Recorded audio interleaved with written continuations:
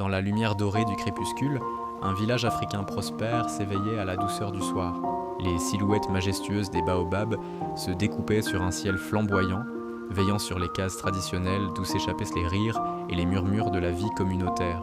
C'est dans ce décor paisible que vivait Amara, une jeune femme à la beauté saisissante, dont la peau d'ébène et les cheveux tressés ornés de perles semblaient capturer l'éclat même du soleil. Vêtue d'une robe en tissu wax coloré qui soulignait sa silhouette élancée, elle offrait son sourire et son aide avec une générosité qui illuminait le cœur de son village.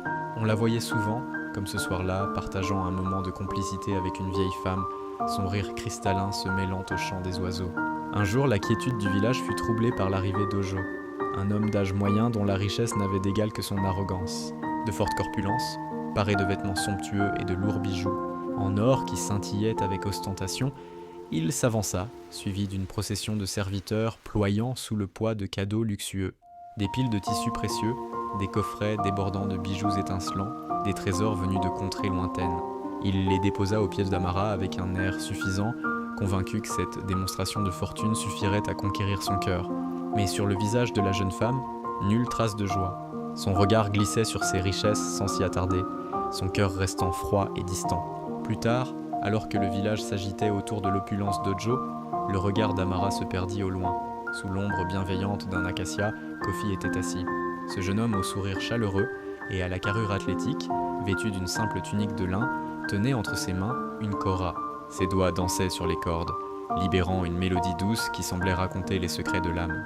En l'observant, un léger sourire, sincère et profond, se dessina enfin sur les lèvres d'Amara. Persuadé de sa victoire imminente, Ojo décida d'officialiser sa demande en organisant une grande cérémonie au centre du village. Devant la foule rassemblée, il dévoila son offrande suprême. Un immense coffre rempli de pièces d'or, dont l'éclat aveuglant arracha un murmure d'admiration aux spectateurs. C'était une fortune capable de changer le destin de n'importe qui. Alors que le silence impressionné pesait sur la place, Kofi s'avança à son tour. Il n'avait ni or, ni bijoux, ni promesse de richesse. Il n'avait que sa kora et son amour. Se plaçant face à Amara, il commença à jouer. Ce n'était pas une mélodie ordinaire, c'était un chant composé pour elle seule, une déclaration née des profondeurs de son cœur. Chaque note était une promesse, chaque accord un serment de dévotion sincère.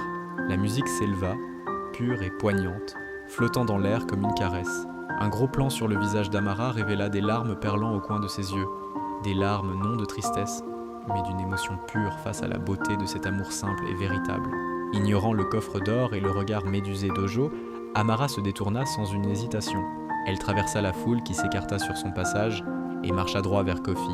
Arrivée devant lui, elle prit doucement sa main dans la sienne. Ce simple geste scella leur destin, une réponse plus éloquente que tous les discours.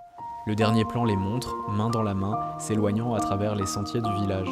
Le soleil couchant les enveloppe d'une lumière chaude et protectrice, transformant leurs silhouettes en ombres unies. Leur marche tranquille n'est pas une fuite mais un triomphe, celui de l'amour sincère sur l'éclat éphémère de la richesse matérielle, une leçon éternelle murmurée par la brise du soir.